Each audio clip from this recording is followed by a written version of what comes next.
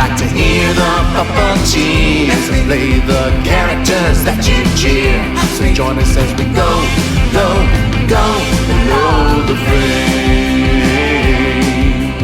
On this episode of Below the Frame, we're speaking with Abby Cadabby's co-pilot, Sesame Street Muppet performer Leslie Carrara-Rudolph. We talk about Carol Burnett, Muppets Tonight, and one of the recurring themes in her life, resilience. We're also talking again about our friend Jerry Nelson. So flap your wings like a fairy. It's time to go below the frame. Go below the frame. Welcome to Below the Frame. My name is Matt Vogel, and we have a fun show today, and I'm just going to jump right into it, actually. We're talking with Leslie Carrara-Rudolph, and if you don't know Leslie, her brain, and I don't mean the one that she carries in her purse, but her brain is constantly firing with new ideas and thoughts, and so you're going to have to pay attention today to keep up. You might think that Leslie's mind works on some other plane, and you very well could be right in that.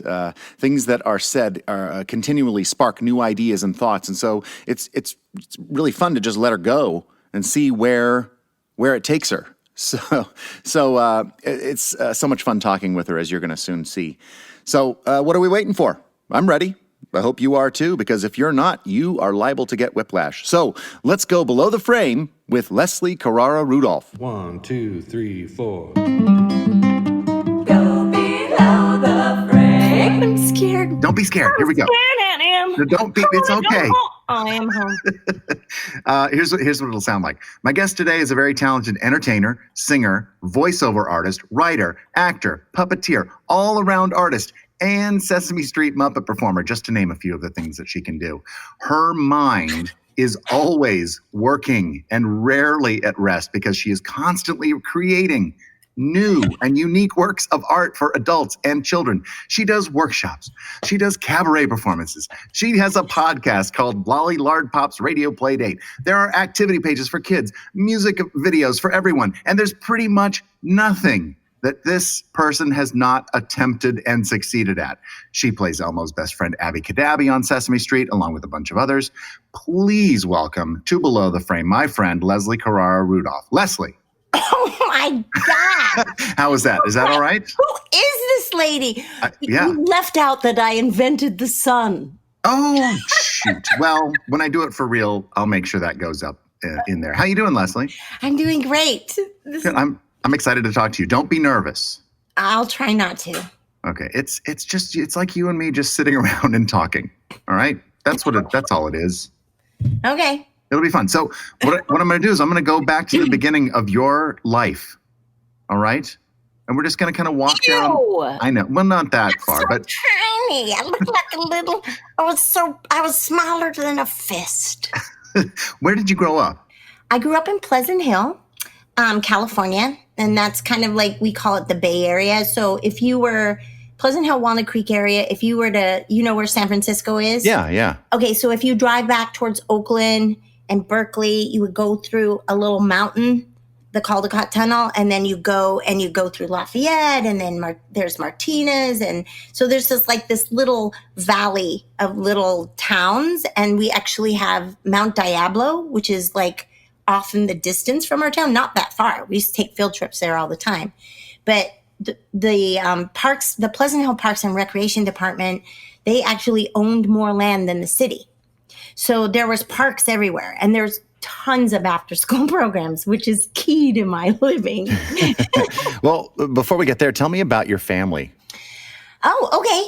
Well, I am the only California baby in the family. So my family started, my pop, my dad, Arturo is Italian. Anyway, so they're from Tacoma, Washington. And my mom, I think my grandpa started in Chicago. My grandpa was a fireman. Anyway, so they met in Tacoma, Washington, and had my 2 brothers and a sister. And so they were up there for a long time. And then my dad he did all kinds of jobs. He he owned a restaurant for a while, Italian restaurant. He worked at a brewery. He had all kinds of fun. The stories are great. But what was the main thing that he did? Well, what happened was he got in an accident and he realized that he couldn't do the manual labor and stuff he was doing. And his dream was always to be an animator for Disney. And so he went after having 3 kids and everything. And then my mom got knocked up with me by my dad. So it's okay. I was like an incoming. She's like, you're an incoming. There's no stopping it. And we tried, And it continues to this day. It is. Like, we had no choice. But then he decided to go back to school. So that's when the family migrated across the Great Plains, down through the Oregon Trail into lovely Pleasant Hill. So he went to Cal Arts and he went to school in Berkeley and studied art. And this is really important.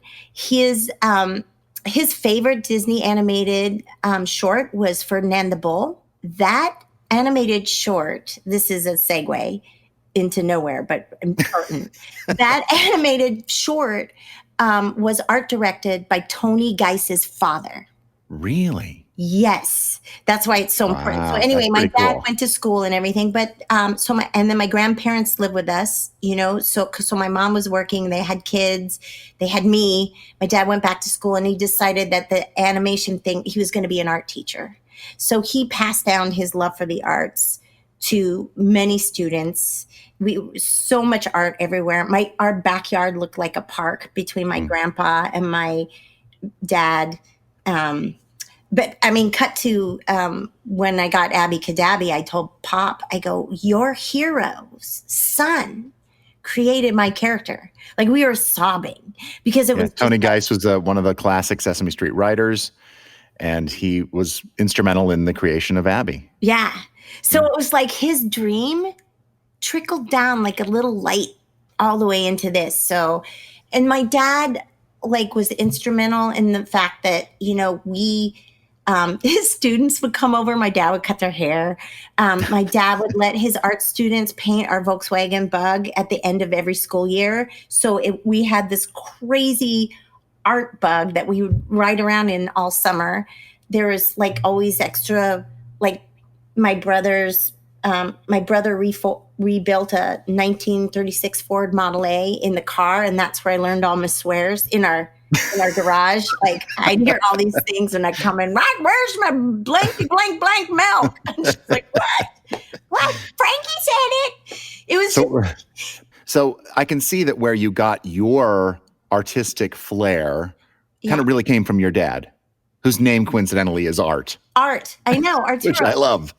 Well, yeah, because he would also too, if he had an idea for something, he would try it out on his kids. And I was I'm significantly younger and I was used a lot by my family. My parents, my brothers would dress me up I think I was more like the family pet until I started stealing dogs, which is another story. But, so and I was always pushed outside in the backyard because I have ADHD, TNT, I call it, explosive attention deficit disorder.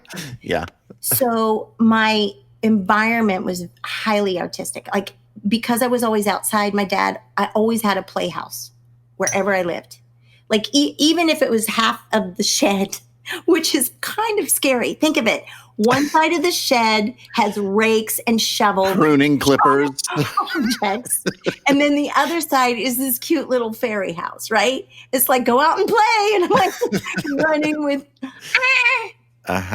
But because I was in the backyard, I was going to say my first puppet experience was in the backyard. It was. What was your first puppet experience? Okay. So my grandpa, who, was a fireman, and because he was a fireman, and I don't know if it was because he saw so much burning, he had this incredible green thumb, and he would landscape and make these beautiful, beautiful garden in our little backyard. And I was out in the garden. I was making gnome homes and fairy things and things for the frogs. And he would say, "Oh, Les, you got to tell me where you build these gnome homes. I was watering and I wiped out a whole village." I was like, "I'll rebuild." It's all about resilience, my story. That's right. That's what it is. But he goes, "You want to see nature's puppet?"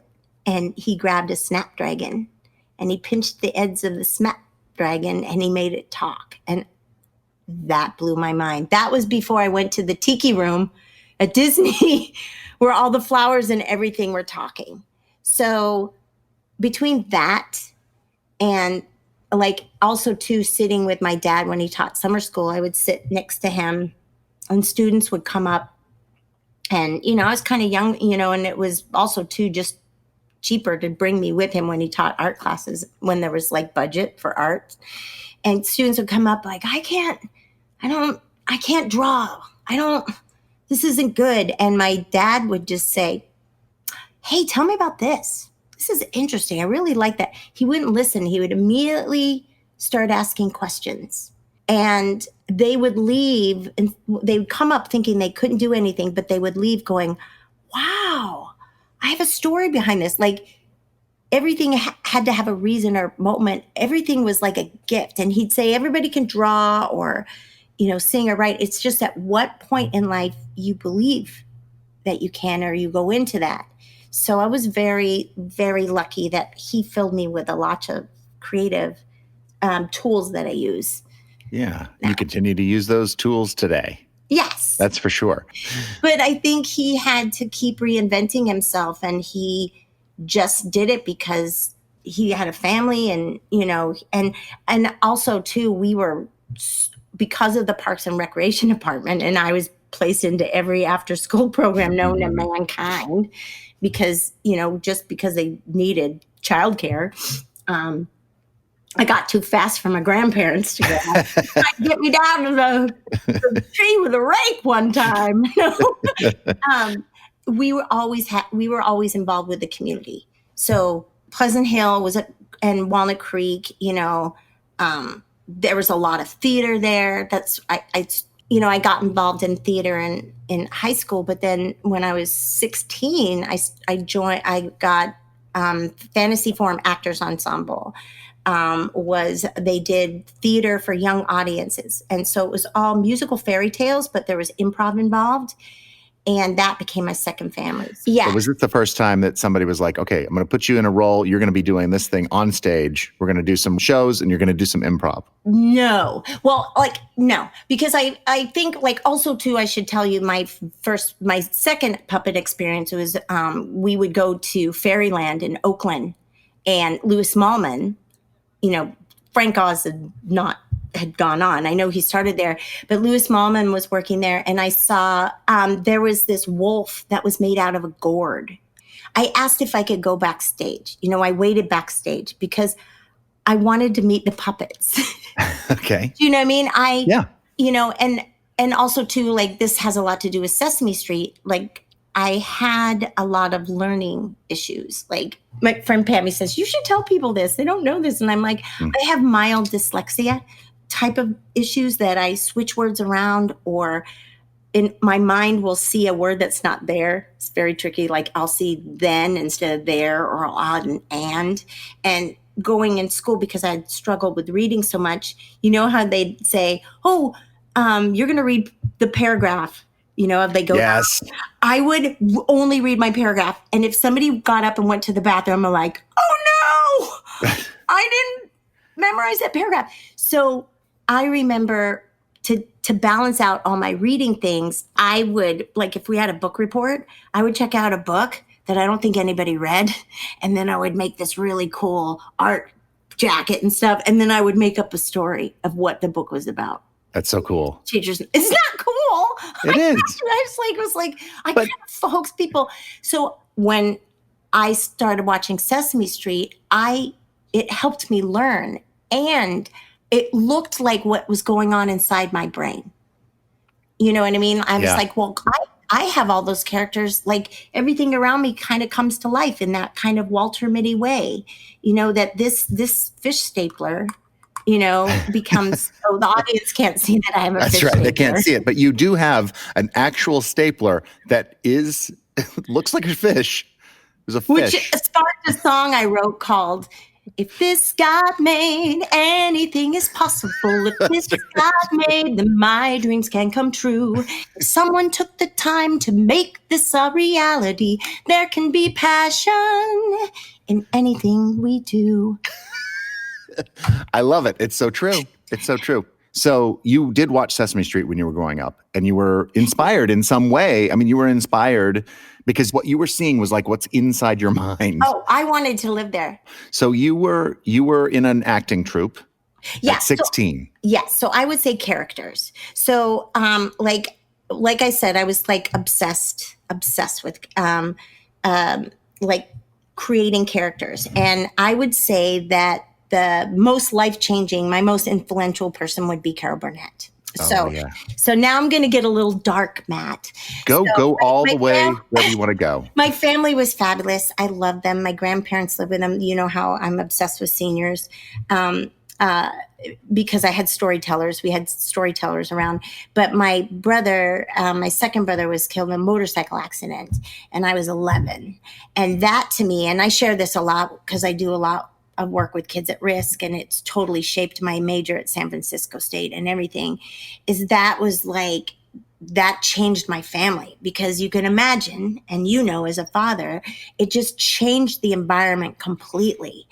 And, you know, my family was heartbroken. My grandparents were keeping us together. My brother was already out. He had graduated. My sister was gone. And then there was me. And I couldn't control the world around me, but I could control the world that I could create.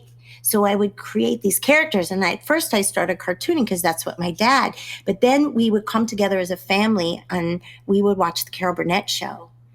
And I remember sitting there with 3 generations, my grandparents, my mom and dad, myself, and my Toto, which was Snoopy at that time because all dogs were named Snoopy. And Carol Burnett came on, and she was actually becoming these characters. You know, she was like, and when I met her later, she said that she used to draw her characters, but she's my dream person. But, and I remember looking and like, as a female, seeing a female dress up and doing all these crazy things. I'm like, you mean I can do that? Oh my gosh. So a big light bulb went off for you. I was obsessed. I would dress up and be these crazy characters. And so when theater came along, and I did a lot of it, and, you know, I was in my very first show was in high school, was the Pajama Game. I played Mabel, and I played her like Eunice because Carol Burnett, you know, Yep. Nobody said that you have no choice. And I made my own costumes. Like, no, I don't need you people. I just showed up fully in character. Ready to go. Yeah. And then from that, I did Godspell, which was a youth community experience. I did that. I sang Day by Day. And then there was all these youth community programs. And then from that, I was plucked from this theater, to the theater company, Fantasy Forum Actors Ensemble. And they would cast me as Leslie will be the dog. I'm like, I'll be on all fours. They'd put me in the hottest costumes, the craziest. They kept on, Leslie will do it. I'll be the reindeer. I was Pinocchio, you know, and I didn't have to even bind myself to do it, you know. And so they cast me as all these wild characters. And because a lot of it was interactive audience with the kids, they hold you accountable. You have to embody that character. And I said, wow, I can't control my world. But for the next hour on stage, I know where this is going. I know my part. I know the characters. And I know, like when I watched Carol Burnett and I had my family laughing in my ear, I'm going to get emotional.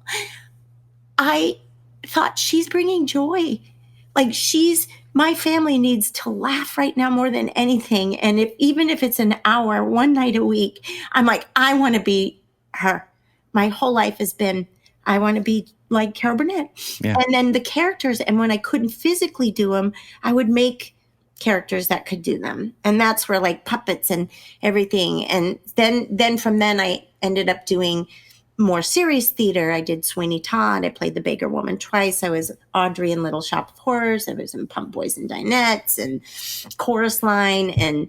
But it's amazing, though, you know, back to just your family sitting around at a time of unbearable grief To be able to have that release, that laughter is so important to just kind of help you lift you up for even if a minute, even if it's a joke. And a minute or a joke. And that's, I think this comes from a lot of people who have lost, like, and why do you write? Like you're running out of time, out of time, in moments. And even Jim Henson had a loss. Yeah. And I think that what happens is like, you only have this moment. I always say, we'll always have this moment because it really is that moment. And I think learning at that young age and, actually we had a series of loss back to back to back to back to back. But when you're young and you know that like, this is temporary, this is the vehicle I'm in. And I have these powers to spread joy and embody other things. And I just think the arts are how we collaborate with our spirits. So I don't know what angels were writing with me or how, but I've always felt like I've somebody's just going, this is hilarious. Let's put her over here. And as I lost my comedy partner. And I remember there's sometimes like when I have Granny Dot on, I know it's him going, like, you're just using me because you still want to be on stage. Like, I don't know where I came up with that. So. Well, before we get to Granny Dot, and I'm going to try to remember to ask you about Granny Dot later, you did all this theater, and then were you thinking, okay, I'm going to be an actor, and I need to go to college to do that? Is that what you decided to do? No.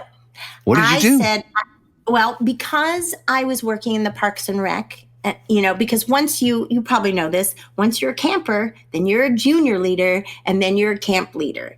And my dream has always been to have a camp for kids. Always. I was like, I'm just going to have a camp for kids. That's my dream. It's going to have a miniature golf course. It's going to have a dog park. It's, so, and I was working a lot with kids that had different stories. And because I can recognize when somebody's going through something, and I had a very sad story happen to me in camp. I won't go into it, but I realized that to help this child, I'll always carry him with me. I'm going to go to school, and I designed my major. I was going to be a drama teacher, but I had this reading disability, and it took me hours and hours and hours to go through stuff. My mom helped me graduate because my parents wanted me to stay in theater, but at San Francisco State, if you did major in theater, you couldn't do shows and stuff. So my mom would say, they're doing chorus line. Your father and I would really love to see you in that. No, I can't do that. So I went to San Francisco State. I designed my major, child development through the arts, because I thought, you know what? I want to be the ultimate entertainer for families. I want to find a way to be Carol Burnett for kids.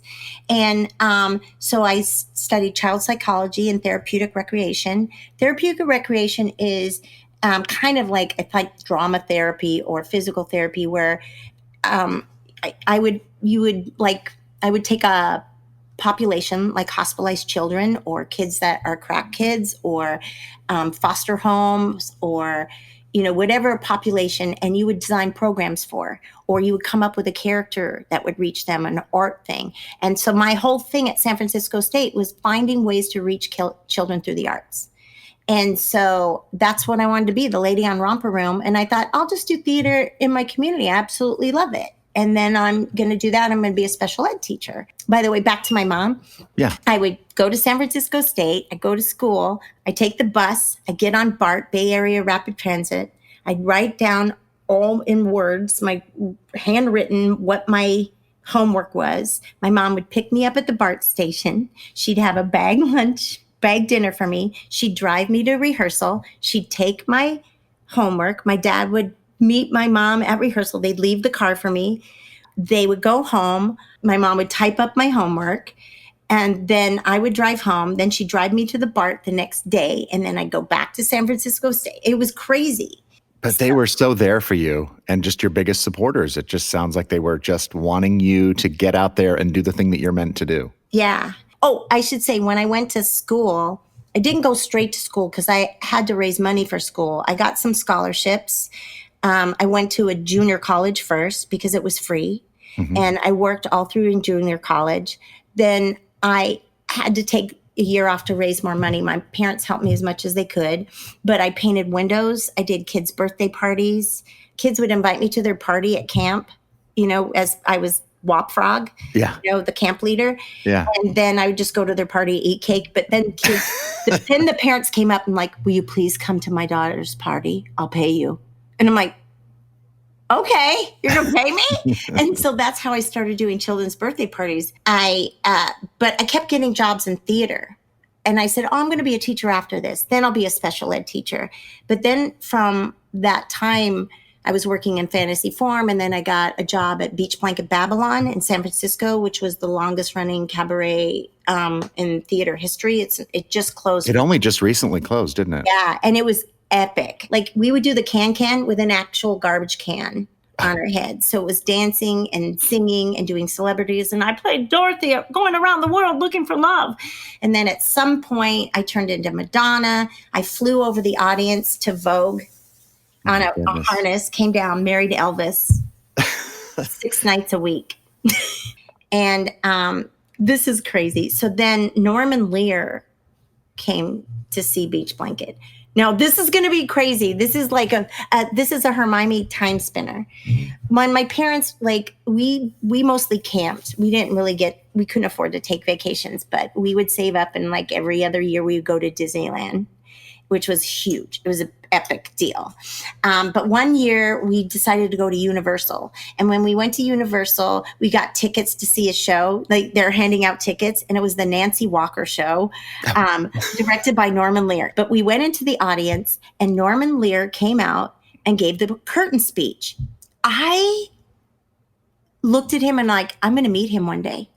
Like, I was fascinated by Norman Lear. I was like, why would a 13-year-old, you've seen Norman Lear. I know. Why would I? What was it? What do you think it was that fascinated you? He was telling the story. There was something about, like, storytelling has always been like, I just want to be the ultimate storyteller. I don't know what it was. And so I was driving into work across the Bay Bridge, right? And we knew Norman Lear was going to be in the audience. And I was like, oh my God, this is it. I felt like a fortune teller. This is happening. So I went and I was like, this is it. This is when I meet Norman Lear. And he was in the audience and I was freaking out. He didn't come backstage. So cut to, we're sitting backstage and they said, Leslie, you have to take a mandatory vacation. You're doing too much. And I'm like, okay, well, I'm going to Disneyland. And I done my first one-person show, which I kind of skipped over that.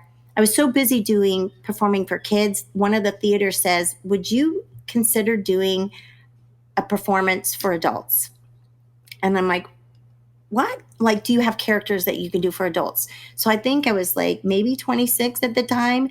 So I wrote my first one-woman show called Life in Other People's Shoes. And there was shoes all over the stage. And I would like cartoon a character and then I'd put on the shoes and I'd become the character. So I had taped it. I had on a VHS tape. And I said, I'm going to go visit my sister, stay with her. I'm going to bring her my tape. And my friend Val Diamond, she goes, you need to call Norman Lear. And I'm like, what? I'm going to call Norman Lear? How do you do that anyway? Why would I do it? She goes, I never told anyone. I had this audition. I flew down there. And he says, by the way, who's the girl who played Dorothy? And Miss D said, she goes, she's a wacko. She's just crazy. She carries a fish purse. She paints her shoes. Like, we try to get her to look professional when she comes into work. She's dressed like a freaking clown, and I don't know what to do. He goes, I'm thinking of something for her. So I went to Disneyland. I had Norman Lear's office number. I said, this is Leslie Carrara. I was in Beach Blanket Babylon. My friend Val Diamond said that I should probably call you, that you might have some great advice for somebody that likes comedy. Went to Disneyland, came back. My sister's like, Norman Lear's office called. You have an appointment with him on Monday. I'm like, what? That's oh my God. Insane. I feel like I knew that you met him. I went in. I ended up talking with him. I was like, this is my Norman Lear meeting outfit. Is that your Leslie Carrara meeting outfit? He's like, whoa, this Diamond was right. So I went in, we talked, and he says, what do you want to do? And I said, I want to do humor with a heart. I remember you talking, and in his speech, he talked about you can put purpose in everything that you do. And like you can use humor to tell stories. And I said, I just want to entertain the human spirit. He just looked at me crazy and he goes, give me a hug. I gave him a hug. I said, well, what do you want to do? And he goes, because I was like, what you've done all these things. What do you want to do? And he goes, a lot like what you're going to want to do. And then so he showed me out. He said his secretary, Jenny, who's still my friend today, she goes, will you give Leslie a copy of my speech to the National Endowment for the Arts? And then he got the speech, he signed it, handed it to me. And I'm like, okay. And it said, educating the human spirit. So then I went home. Wow. I'm like, I'm going to put together a show and I'm going to tell Norman Lear about it. So that's a whole nother side thing. But I do want to say something about characters because this was important. Yes. During the time that I grew up, and this will, give away my age. I don't care. It's just years on Earth. It was during the AIDS epidemic. So again, my story, there's so much loss. I'm going, Paul, I'm going to try to not talk about death in my story. But it's an important part of your journey. It is. And our community was so close-knit with the arts and lost a lot of people. And that was just kind of like what we're going through now. But people were literally melting before your eyes, beautiful spirits. And so as a community, we came together and we were trying to raise money for the AIDS epidemic and the AIDS Foundation Celebration for Life. And we had a meeting, and in that meeting, they said, okay, Leslie, and you're going to write something funny about this. We got to find some way to make people laugh through this thing. And I was like, this is impossible. And I was like, I can't do this, So then I went to the Kmart in our town, and there was a woman sitting out front. She didn't have a Southern accent. People weren't Southern. I was in Northern California. I don't know why. That's right. That's all right. That thing. I'm sorry. It's nothing against Southern people. Okay, just so please don't come up like, Leslie is this. But anyway, there's a woman sitting there, and she had a table set up with asking people to sign petitions to not let AIDS patients be in the hospital, not let any gay people be servers in restaurants and everything. Like it was a stack of myths. And I was so angry. I wanted to get my truck and just back up over her and hit her with my fish purse. But what did you do instead? I went inside. I was so mad. And I go, these are all myths. And I was like, oh my gosh. And I came up with my very first character, Myrtle Myth. So every myth about AIDS, Myrtle had a product for. And I wore a wetsuit. It was the body rubber. And I wore a wetsuit. I had a bathing cap. I had a hula guard, which was a hula hoop with suspenders to keep the sickies out of my radius. And so I came up with all these products for every myth I wrote a product for. And I would come out with a shopping cart and I preached like, this is what you got to do. And you can buy this survival kit, to be around these crazy people. And I said, for just $49.95. And I got the audience to say $49.95. Just send your check or money order to I am a, and then over the loudspeaker, the director said, uneducated, insensitive fool, blackout. Oh, that's cool. And I was like, oh, shh. And there was like dead silence. And then I rolled my thing off the stage. And then, I was like, oh my God. Well, you were answering something that so many people were angry about. Great. They were with you. Yeah, it was weird. And there was we had AIDS patients in the front, it was just like, this is going to be terrifying. So you did do a ton of cabaret performances and theater performances. Yeah, I remember you telling me you used to do a regular cabaret performance in the basement of a Mexican restaurant. Is that right? In LA. Was this in LA? Yes. Oh my God. Okay. I'll do a quick spaghetti run. Yeah. So I went to San Francisco State. I was coming home. I hadn't finished painting a window. So I was dressed like an elf because I used to dress like an elf painting windows, but I had my Madonna makeup on. I looked like a hooker for Santa. I'm coming home from San Francisco State. I got hit by a car. That was trying to get off the Bay Bridge. I rolled my truck, skid 80 feet upside down, completely totaled it. I was lucky to walk out of it. I still don't know how I walked out of it. The trumpet player, Uncle Stevie, says, I'm coming home. I see this elf picking up frogs off the side of the road because I had all my clown stuff there. And I pulled over, followed me to the hospital. And Disney had come. They were looking for entertainers for Disney World and come and see me in the show and offered me a job. And I said, no, I'm happy in my community, but when that happened, that smack, I realized, I've never been out of my hometown. I'm going to go. And plus, I totaled my car. We'll pick it up in a minute with Leslie Carrara-Rudolph, but right now it's time for a Jerry story. By now you know that Jerry Nelson was the performer of The Count on Sesame Street, Floyd Pepper with the Muppets, and, by the way, so many other characters. And Jerry wrote stories, and I have asked people that knew him to read them.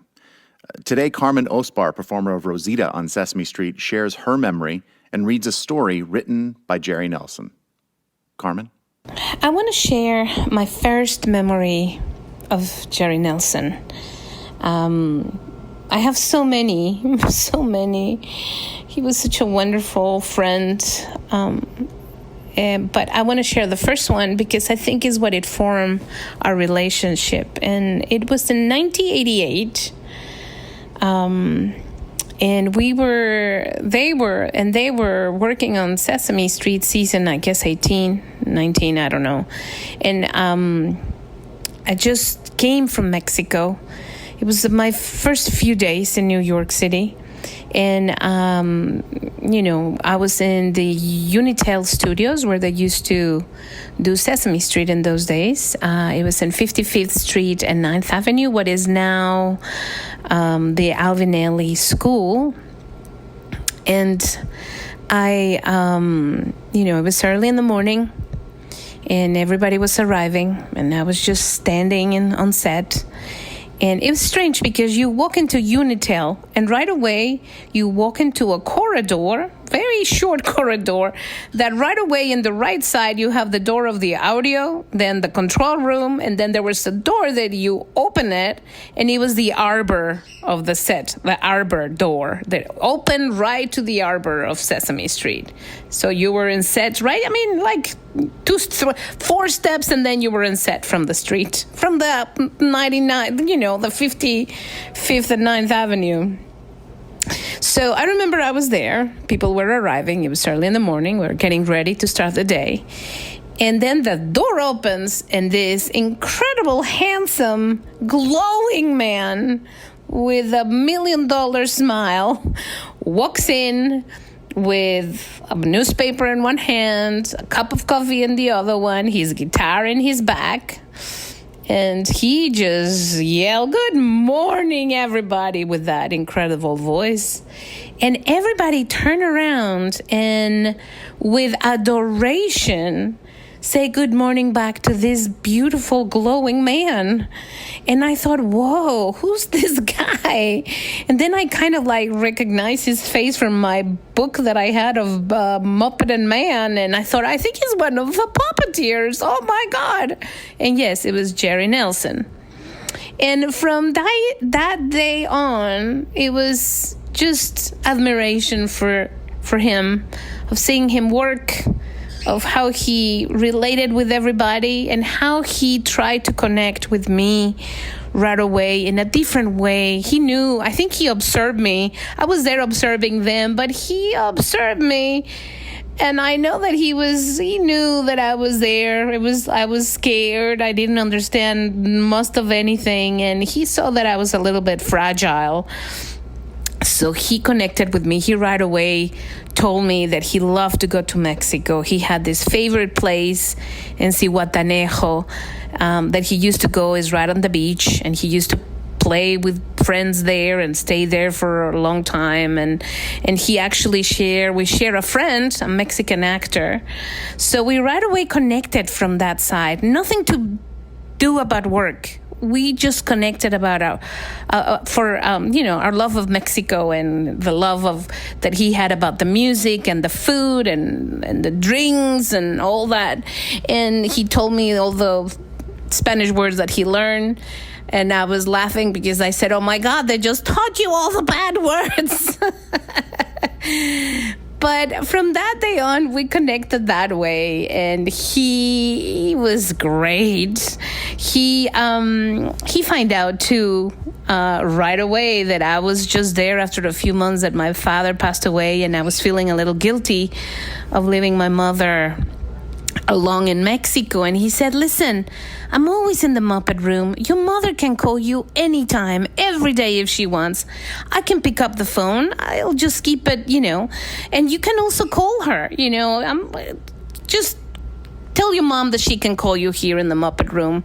It's because I was finding very difficult to talk to my mom because I live in a residence, and long story. But the thing is, I told my mom, hey, listen, you can call me and call me to the Muppet room. And there's one of the Muppeteers that he said that is okay. So then I started finding out that my mom used to call and just talk forever with Jerry. So the time that my mom had to talk to me, she was just talking to Jerry. Because I was observing on set, and he used to just try to, be polite and, until they say cut, because the Muppet room was right on set. But anyway, my mother loved Jerry. She never met him personally, but she talked to him a few times on the phone, and she used to tell me, oh my God, that Jerry, that sexy voice. I'm going to call him sexy voice. So I just wanted to share that story, that I miss you, sexy voice.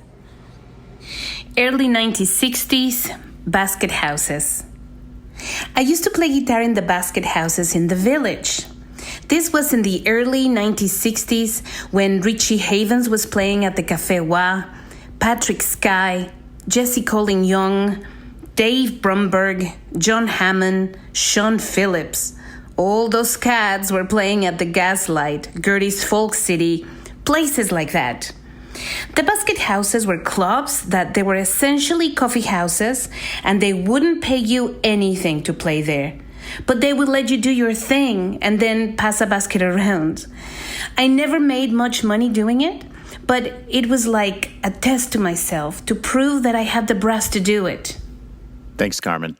Coming up a little later on Below the Frame, we're going to hear another story by Jerry, this time set to music and read by the man himself. We were talking with Leslie Carrara-Rudolph about her decision to move to Florida and work at Walt Disney World. So anyway, I went to Disney. In Florida, you went to Orlando. Yes. I performed at the Adventures Club, which is roughly a 1940s social club that we improv from 7 o'clock at night till 1 o'clock in the morning in different characters. A lot of people thought it was the game of Clue. I played the maid, Dusty Cabinet, sanitation technician.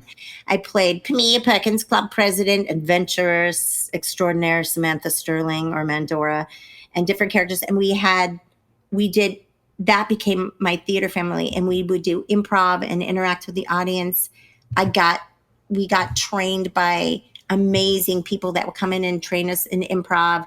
We spent 12 hours in character, only being able to be in the 40s, so you had to use human experience and what's in arm's length and all these things. So it was hog heaven, but I really miss working with kids. So every time Disney, I came up for my thing, I was like, this is great, but I'm working in a bar. I really want to work with kids. So then they would pull me and they'd say, okay, you're going to be in the Disney marketplace. And I'm like, great, I'm going to be Wop Frog, the storyteller, the elf.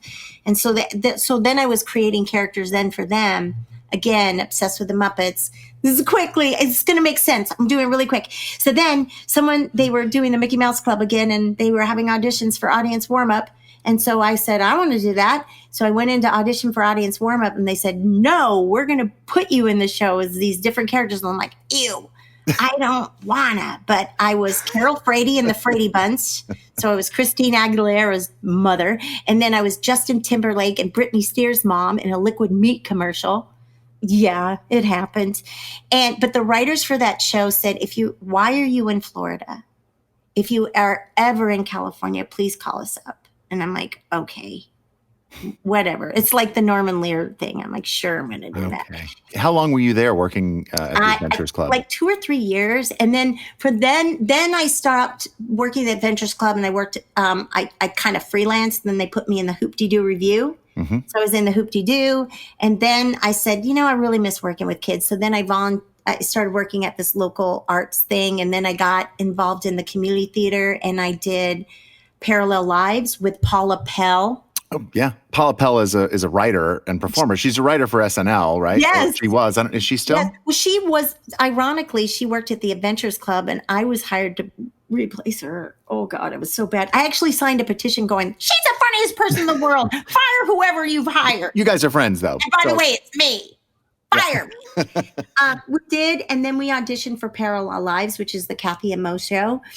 And we did that show, and it was one of those moments in time that you'll go, oh my God, this is one of these unforgettable moments where Paula and I were standing backstage, and you've seen the show, there are angels that decide what's going on. We have these giant angel wings, and we were standing backstage, and I go, Pollywog, how do you think some people make it? And she's like, well, I think like sometimes you're just born into it.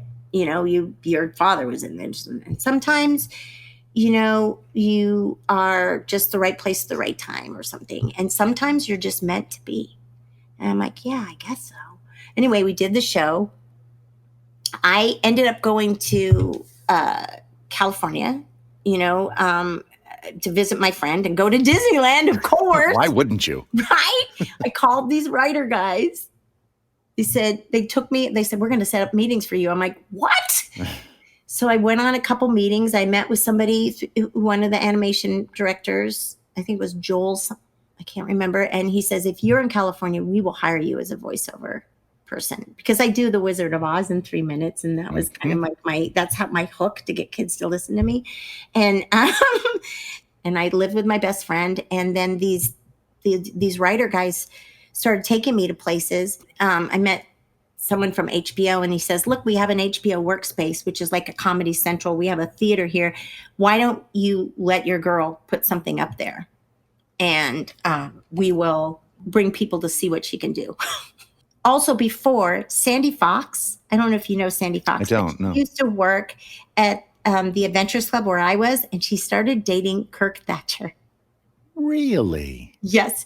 Kirk Thatcher was working on this new show called Muppets Tonight. Mm-hmm. Right? So I go, hey, Sandy, how you doing? I'm in California. And she's like, and she played Betty Boop. And so she's like, oh my goodness, my boyfriend is working on this show, and you've always wanted to be a Muppet. I'm like, yeah, I have. Because I knew when I was driving cross country, Matt, I was reading Muppets The Works. Mm-hmm. And I wrote in my journal, I've always kept a journal. I wrote, I would fit in here.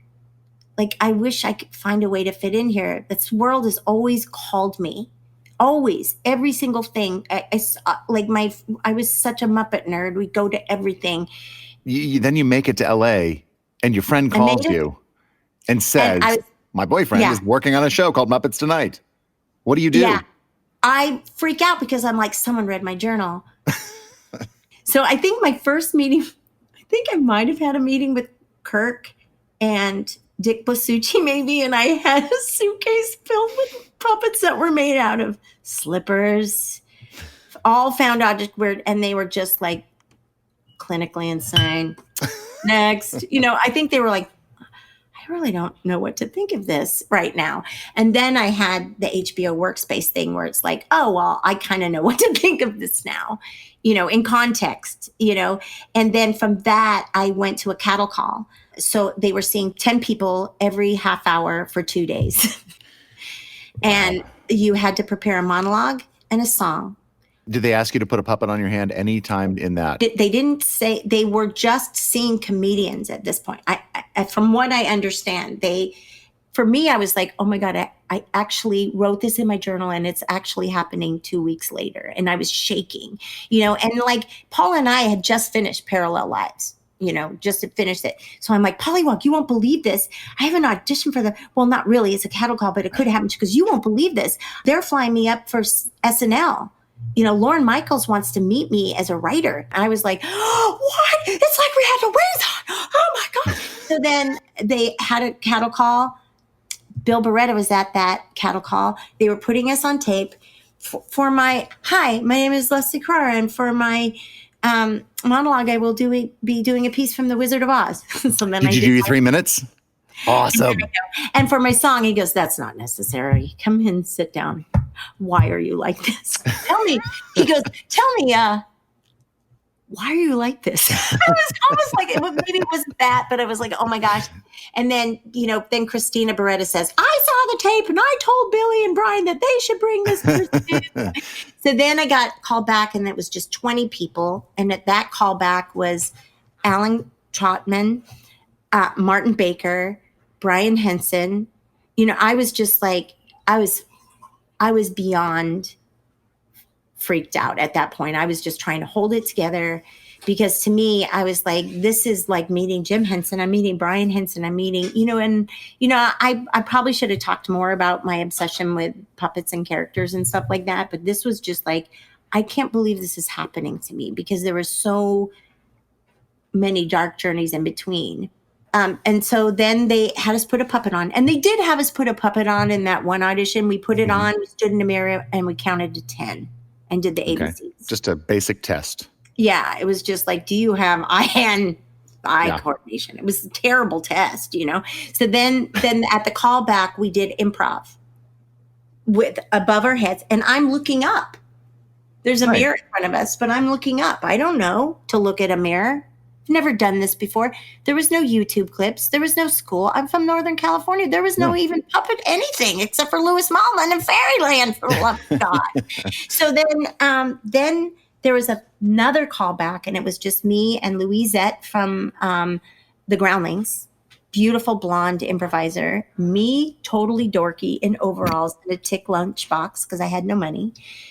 And we had a monitor day where we were going to have monitor from 10 to 12, take a break, and then 1 to 3. And it was supposed to be with Kevin, which I might not be here if it was. Because he would have said, forget it. This is crazy. No. I love Kevin. But it was with Bill. And he taught us the basics, walking through the monitor, doing all those things and everything. And then they said, okay, we're going to take a lunch break. Do you want to go to lunch? And I was like, no, I didn't have the money for lunch. And I was too embarrassed and shy. And I'm like, no, I'm just going to stay here. I brought a peanut butter and jelly sandwich. And so while they were at lunch, I was in that monitor. He goes, well, I'll leave it on if you want to practice. Hell yeah. The whole time I practiced. And so I thought, first of all, she's gorgeous. I won't get this job. I gave it to her. I did a Hollywood thing myself. And then they came back, and in the second round, she's like, oh, my arm hurts. And I was like, and then that was it. And then you got the show. And that was my training, Matt. That was your training, a couple of hours. That was it. And then I was thrown into Muppets. The first time I was brought in, it was like before everything, there was a heap of puppets on the table, right? I walk in, nobody knows who I am. I have a fish for a purse. People are like, maybe she's an intern. Maybe she's going to get us water. Why? We don't know who this person is. And it's Dave Goles, Bill Beretta, Brian Henson, Frank Oz, Steve Whitmire, Kevin Clash. I don't know any of those people. Who are they? People that I wore 4 pairs of underwear that day. Oh my goodness. And I just sat there and I was like, this is a nightmare. And did you ever get up and grab a puppet, or were you just like, I can't even get up there? I couldn't even get up. I just sat there, and then they were brainstorming, and I've actually told this story before, so you might have heard it. They were brainstorming on characters for a new space episode, and they were saying, well, what if the character just had a brain, and, a body with just a brain? It's too bad we don't have a brain. And I'm like, I have one in my fish. And it was the first thing I said. And they just looked at me. And I actually had, because I carry everything. Because what if I'm on Let's Make a Deal? That's right. I had a plastic brain that bubble gum was in, but then I ate the bubble gum, and then I used to keep my half-baked ideas in there. I would write things down. And I had that, but my fish also had a screaming axe in it. So so if I dropped it or someone tried to steal it, it was screaming. So I said, let me get it. And as I reached into my fish and pulled out the brain, it screamed. And I went, and Kevin just had that look like, give me that brain. And then he took it. And he used it. Yeah. And then cut to the next day. So this you better edit this because this is way too long, Matt. I'm so sorry. Every day I was like, there's no way I'm gonna be fired. Like, I don't even know why I'm here. So then the very next one there was a read through. Of course, I didn't say anything. I think I read for Spamela. Because I think that was probably why they took me, because they were thinking like, wow, I'm kind of like, wouldn't it be nice to have a female with it? Like, oh, I'm a pig with no neck and hooters. And so I did read that, which was kind of like, I did something funny. Then it was shooting and I wasn't tall enough and they threw me into my first scene. They handed me New Zealand. I wasn't tall enough. They gave me Karen Prell's boots. So I'm like, I'm wearing Red Fragle's boots. I'm holding New Zealand. I've had 5 hours of monitor. Oh my goodness. Go stand next to Animal. Oh gosh. Frank Oz. I'm just like, this is going to be an epic fire. This is going to be great. And, but he says, can I please have a bunny to put in this hand? So he decided that Animal through the meeting was just going to go, Bunny, Bunny, and just scream and do Bunny. And like, thank God they're going to be watching that. New Zealand's like, but I was staying with my best friend and I had to commute in from kind of near Anaheim, near Disneyland. And this is an ad for Disneyland. Yeah. So I would get in super early and they gave me my own dressing room. And then there was a bathroom and then there was Jerry Nelson's room. Yeah. So Jerry Nelson, you got to know him on this show. Yeah. I would come in super early because I would have to beat the traffic for Los Angeles. And I'd go and I'd sit in my room and I'd sit there and all of a sudden I would listen. Jerry played music and sang every morning. And I would just like lean up against the bathroom door and listen to him sing, and we'd come out and I'm like, hi, and it was just like, and I thought, this moment, I'm just going to suck in every moment. And then he was just really, I think because he saw me, I'm like, that was a great song and all that stuff. He actually noticed and talked to me. It's not that everybody was so busy. They were doing a new show. They had characters. They had scripts. Nobody had time to teach me, oh, yeah, we're going to help this girl. Nobody had time. They had puppeteers that came in that were excited to be working on this. And if they got to it, they would Drew Massey maybe would help me whenever he could. But they were too busy being excited and freaked out to be on this Muppet show. So Bill would always put me in the back, and he'd come up, you're a cow. Cows like to eat paper. And then I'd walk around. I'm like, well, I guess I'll be eating paper this whole time. And I'd figure out how to eat paper. Kevin had too much to do. I was the last pick for every team. Like, I don't want Leslie on my team. She's an idiot, and Jerry's like, I'll take her to right hand me. And he always picked me. He goes, look what you have in under your arm part. I have this fresh, like, I showered and I smell like a Jolly Rancher, and he just always picked me and helped me and watched me and asked me what I was doing. Because I was still doing comedy and I was still doing stuff. He introduced me to Jackie Chan, not personally, just the movie. Right. So he took an interest in you and I think he could see that you maybe felt a little bit adrift. I just stayed on set and watched and devoured everything. I'm like, listen, this is a masterclass. This is a gift from God. Somebody read my journal. I don't know who it was. I remember I pick angel cards, right? Every day I pick an angel card. And that day I remember going, okay, Jim, what should I remember? What angel? Please pick an angel for me. What do I remember when I'm going on this audition? And I picked the adventure card. And it's the angel with the walking stick. And I'm like, this is an adventure. Just like anything in life, you take that walking stick and how the attitude that you brace yourself to do it, that's what you're going to do. And Jerry would see me, like I would pick up puppets and Kevin would say, Ryan said, we're going to put a monitor in your room. Go get puppets. And so they saw me going back and forth to the Muppet workshop, taking puppets, trying them on. I had a little notebook that I made. I still have it. It's in my art room of all the female characters. And I wrote little bios for them and stories about them and voices. I thought if I ever get my chance, I'm going to pitch that. I built my first Muppet in the Muppet workshop because Heather Henson said that we're doing a puppet slam. I don't have a puppet. She says, then make one. So Paul Hardis, Pookie, helped me learn how to carve foam. But I mean, I've always been through the arts. Like my pipe cleaners, sculptures and stuff. Sculpting has always been my favorite thing. I've always worked in clay. Part of me putting myself through school was working at a ceramic studio, making pets. But being in this environment where it's kind of the top, this is the top of the heap. Yeah. And you are, like you said, you're getting this masterclass experience. And then you're also really still trying to pull from the puppet making side and the character building side and the observation. Yeah. And this was super key. Like, Bill would say, just start watching people, notice their style, see what you like. And Bill knew that I was coming at from a theatrical acting point of view because that's where he came. And, I realized I really love Johnny Fiamma. He goes, pick and choose. He would just lean in and goes, pick and choose with that moment, and he would do something. Or, Kevin would, sometimes they would like drop little things in my ear, and that became my masterclass for the day. And, so I remember the first time I made a cross correctly. It was a big deal. It was like for Muppets, it was Dr. Phil Van Neuter. And I was a dog coming in with a gurney or whatever. And I had to make this cross, and I had to look to more than one monitor. And I did it. And afterwards, Kevin goes, oh my God, you did it. He was like, I can't believe it. Oh, I'm so proud of you. And I was just like, I did it.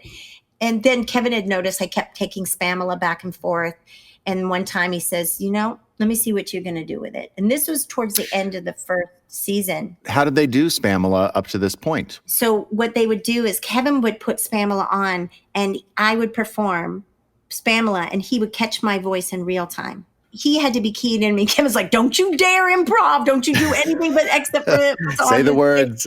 So, and just like the way you were with Jerry. Yep. So I think through that, I forced him to laugh at me. I forced him to get it. You have to be in my world. He's like, she's a crazy woman. So, because that's not normally how we do it anyway. It's No. normally the voice and the performance. It's they're married. It's the same person. It was finally towards the end of the second season, and I can't even believe they gave me this chance. But I was nonstop, Matt. I just thought, it's sink or swim. I'm all in. That's all I cared about. But yeah, then finally he handed it to me. He had me do it. And he goes, okay, I'm going home. I'm like, you're going home? Like, I'm going to stay here. Drew, help her, My very first thing that he had to lip sync to was the Lactose Intolerant Cow, which sounded like a cowism. It was like, and here I'm on set. Totally embarrassing, making these noises as a cow. My. Sounds like she's having the thrill of her life. I kept having to catch it, and all these like people are looking around like, what is happening? And I'm sitting on a bucket. I'm not even sitting on an apple box. It looks like I have problems. And then the turning point in that was through Jerry. First of all, just taking me under his wing or cape. That was the Pierce Brosnan show. And a lot of times the puppets would be dressed and they'd be out, and you could kind of go ahead of time and look at the characters. And there was this one character that I just loved. I thought she was wonderful. And I'd already written something for her. I already had a mini bladder was in it. And it was, she had this gold lame thing. She had this long beak. She had a dress that was way too tight and inappropriate for her shape. And so Jerry saw me playing around with it. And then I put it down. And then it came time to stand back. And Bill says, okay, go pick a puppet. And then Dave Goles went over and he picked that puppet. And I went, oh. And Jerry saw that. And he looked at me and he went over to Dave and he goes, hey, Dave, do you mind? Les and I were kind of working on something together with this. Yeah. Jerry Nelson was such an observer and an appreciator. He could see something in you. He's a good guy. Then he goes and stands right next to Pierce Brosnan. So we're right next to him. And what was so great was that, you know how it is when you have a character, especially for your listeners, when you have a character that's new and you're getting to know it, the reason we improvise or talk or get things up is we're trying to see what the best angles of the character is, how it moves. It's an instrument. It's a musical instrument, and they all play differently. And so in order to feel the character, especially the one-offs, you put them on and try them out. So that meant that Jerry and I were improvising a lot in between, and it was ridiculous and it was hilarious. And I was like, this is what I love. And you got to do the rest of Muppets Tonight. How many seasons did they do? 3 seasons? 2. 2 seasons. Yeah, we did 2 seasons of Muppets Tonight, and then everything ended abruptly. Everything was just like, oh, back to painting windows, back to teaching water fitness at the YMCA for ladies. I just went back to reality. And then I thought, I'm going to go back home because I'm not a Los Angeles person. I just didn't, once I found puppetry and the Muppets, it was like, I love characters, and it didn't matter what I looked like. It didn't matter anything. I could live in a baseball hat. I do, the fact of having to dress and get in character to go to auditions and commercials. And I didn't have a lot of confidence in the way I looked, or I just wasn't, it was never about me. It was always through me. I always feel like it's not me doing these things. It's me just being the facilitator for joy. And so I said, I'm going to go home. But on Muppets Tonight, I accidentally met Paul Rudolph, the love of my life. Yes. So you met your husband, Paul, on the show. How did that happen? It happened slowly because obviously I was not focused on anything except for that. And, I had, let's just say I had another life before. I had have had about 6 or 7 different lives. It's almost like you're a cat. It is. I have a big band life that I haven't talked about. I had another, I have all these different things that I would do. But speaking of big band, so I love big band music and jazz and music and stuff. And Tony Bennett was on the show. And I, being from California, my dad being Italian, you can imagine what that was like. Oh my, yes. And we grew up with music in the house and all that stuff. And so Paul Rudolph was our assistant musical director. And so he would call us in to go to these records, which were at Capitol Records, the house that Frank built. And so I would sit there, and a lot of times I wouldn't even get to sing because the guys would sing in falsetto. You can't see my face right now, but it was heartbreaking. And so Paul started writing notes that I could sing. And I think we're going to that are in a different register. These guys may have this, but then we're going to add this. We're going to fill out the thing. So I started getting to sing a little more. And anyway, Paul had gotten all these albums for Tony Bennett to sign. And I was like, where did you get those? Oh my gosh, I want to get one for my dad. I want to give it to him for Christmas, to have him sign it to art. This will blow him away. And he goes, oh, here, take this one. And I'm like, oh, oh, okay. And then I was like, gosh, he's so nice and he's so sweet. And then a lot of times, I don't know if you realize on Muppets Tonight, we had a lot of live music on stage. Ralph Sharon played for Tony Bennett, his musical director. So we had a grand piano on stage for Ralph Sharon to play. Or maybe it wasn't Ralph Sharon. I can't remember. I know his drummer played. But so Tony Bennett sang on stage. He really was singing live. Yes. And the music was live. Yes. So it wasn't like Garth Brooks, was pre-recorded, which that was a great Jerry Nelson moment. I just stayed in the recording studio when Garth Brooks was singing. Me and Jerry were like, this is cool. But Paul sometimes would play piano and I would sing standards and stuff. And we were like, wow, you like standards? I like standards. And then I think it was the second season, the closing season of Muppets Tonight. And then he'd go, hey, do you want to go to this live performance? And hey, do you want to do this? And he came to I had another HBO Workspace show.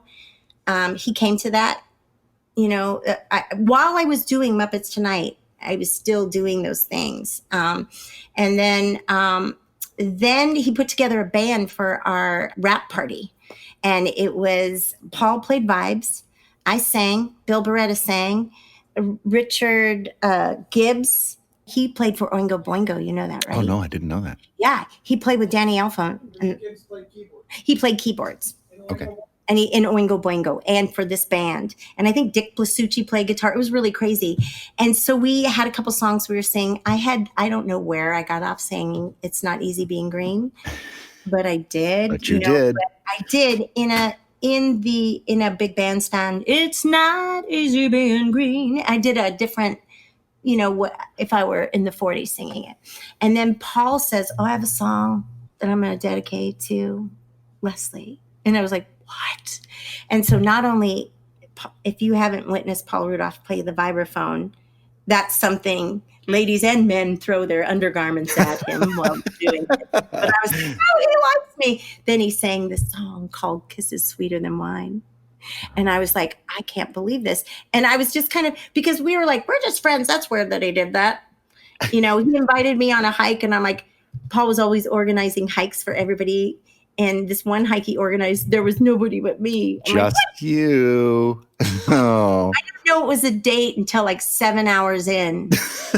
And then I was like, that was December 1st, 1996. And we've been together ever since. That's so beautiful. It is beautiful. It is Paul's really a great wonderful. guy. I love Paul. He's really wonderful. I think we both have a passion for the arts. We both know to surrender to what we love, and we have such huge respect for everybody's work.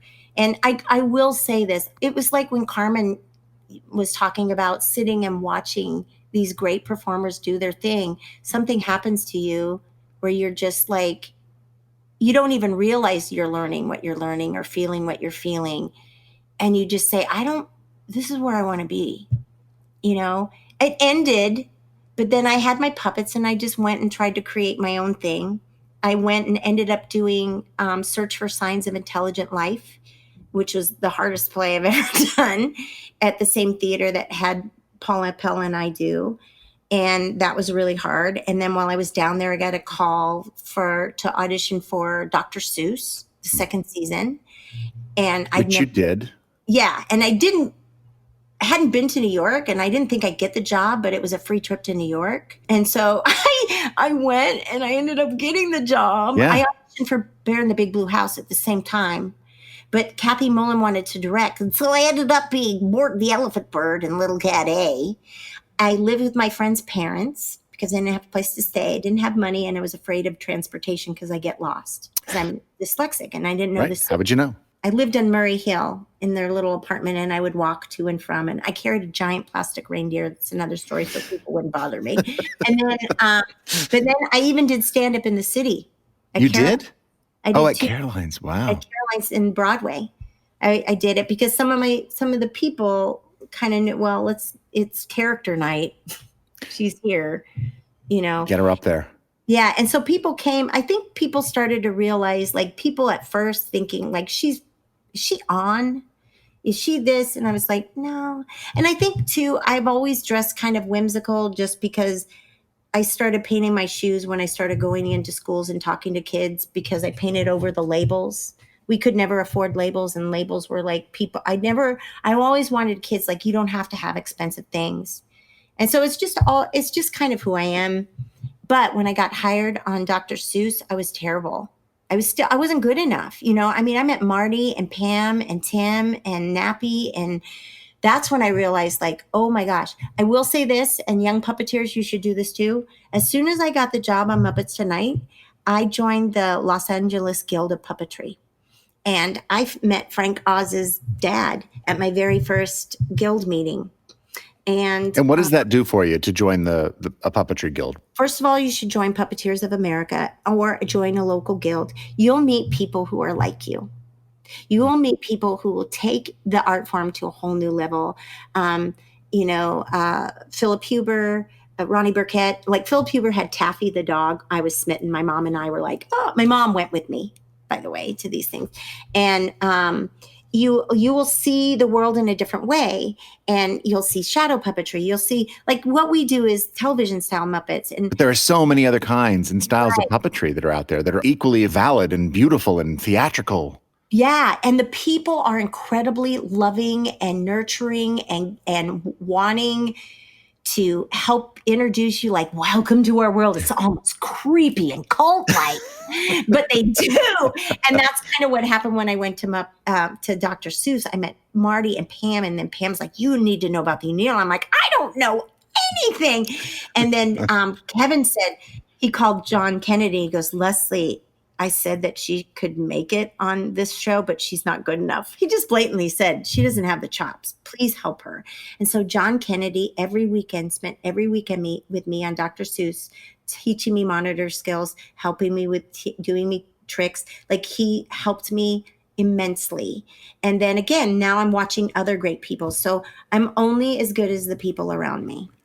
We'll be back with my interview with Leslie Carrara-Rudolph in a bit. But first, you know, so far in our episodes featuring Jerry Nelson, someone shares a memory of Jerry and reads a story that he wrote.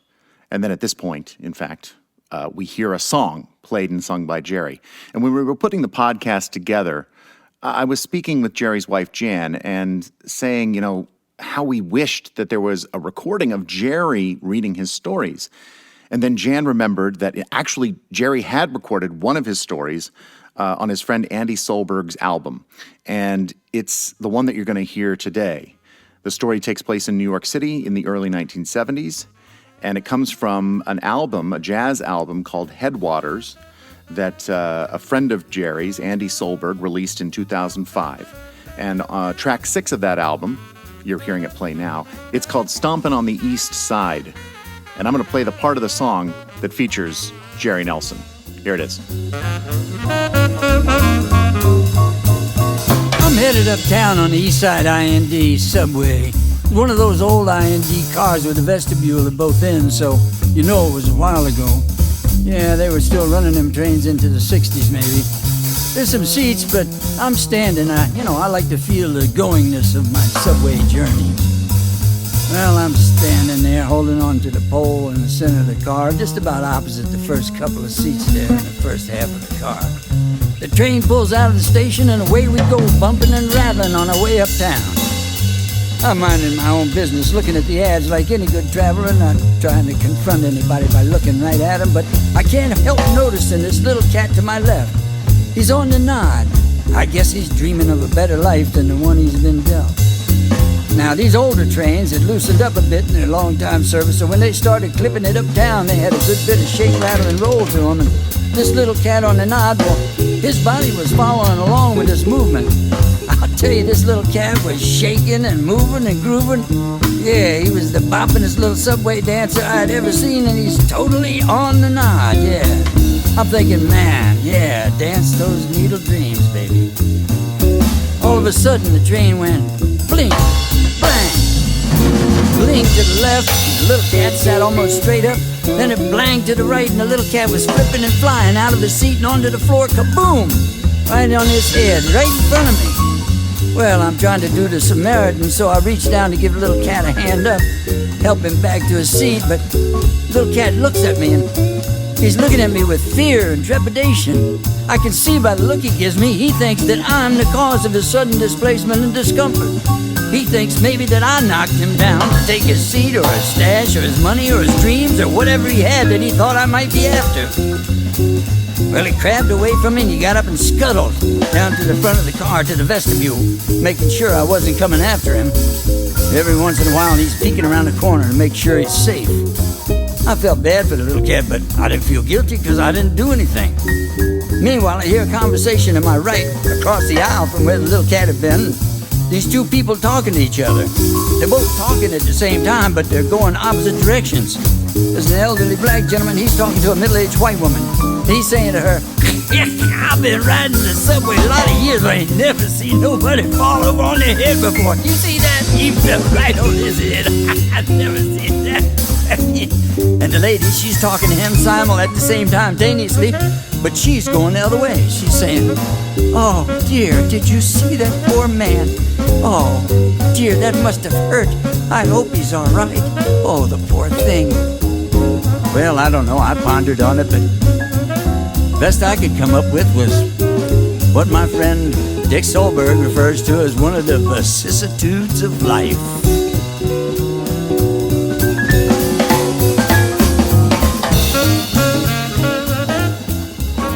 Thanks to Andy Solberg for letting us play some of Stompin' on the East Side, featuring the voice of our friend, Jerry Nelson. Below the frame.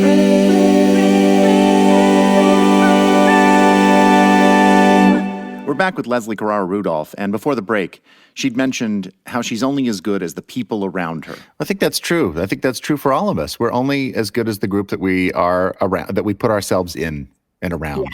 And observation is a huge part of what we do. Yeah, I took a Muppet workshop, one of those workshops, because when I was in LA, Kevin goes, "We're doing a workshop in New York. You should come." I'm like, "Oh, that's this weekend. I have no money. I have a credit card. It's a workshop. Workshop means I'm going to learn something." I went there, and there was people from all over the world, and they were cutting people every half hour who had far more monitor skills than I did. And it was so embarrassing because I clearly was not at the level these people were. And here I was on Muppets Tonight. I even had a Muppet Jim Henson jacket. Not a lot of people know. I wore it on the plane going to the workshop.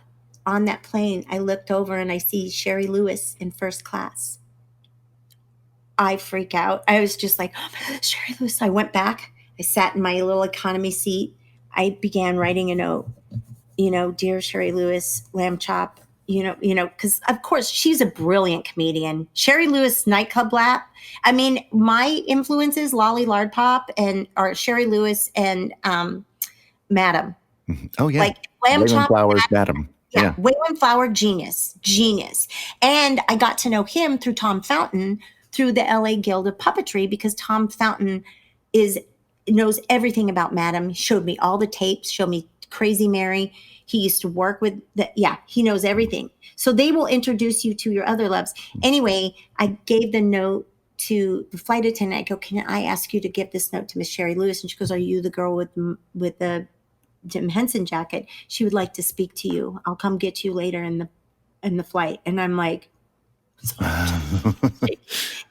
and halfway through the flight, they came and got me. I went up, I kneeled down. I didn't realize I think she was ill at the time. She says, "Let me see your hand." I put my hand up and she put her hand next to mine. On my hand, Sherry Lewis put her hand on my hand. She says, "Your hand is too big for lamb chop." And then she held my hand and she says, "You have a great responsibility with what you're able to do here. And I hope you use your powers." Like, not use your powers for good, because I hope you use it well and for love, And I just like, "I will." Well, it's all part of the thing that you said, even back to Norman Lear, Yeah. It's just that through line for you. Like, I knew where I was when I heard Sherry Lewis. When Sherry Lewis passed away, I was making my very first, I was gutting a stuffed animal and making a little dog puppet, because I got hired to do in my hometown, to do a Bible camp, a musical Godspell with me and a dog. And I was just like, oh my God. So anyway, that happened. And then I went to that workshop and I was awful. It was embarrassing that I was being kept. But here's the thing though. And I've talked about this on the podcast before. There are two buckets that you need to have. There's the technical bucket of knowing how to work on a monitor and lip sync and choreography and, all the little puppet tricks we have. And then there's the character bucket, and filling that bucket up with bold characters and exciting things and just stuff that are just creative. And it's always an effort, a struggle sometimes even, to make those buckets balance. And sometimes, the character bucket's a lot more strong than the technical bucket, and sometimes vice versa. And we're always working to try to balance those two buckets on our shoulders. Do you know what I mean? Yeah, exactly. And then for me, like I said, the characters have been my resilience through this whole time. So when I don't have confidence, even to this day, I don't, if I were to go to write a show or cabaret, if it were about Leslie, I would never do it. But because Lolly's like, "You got to do this because I need to be out here." It's like, you have a story to tell. So I always say it's not about me, it's through me. And then I give my characters intention. So if I'm going to do something, there's a mission statement behind it. Why am I telling this story? What's the point? Why is it a puppet and not a character?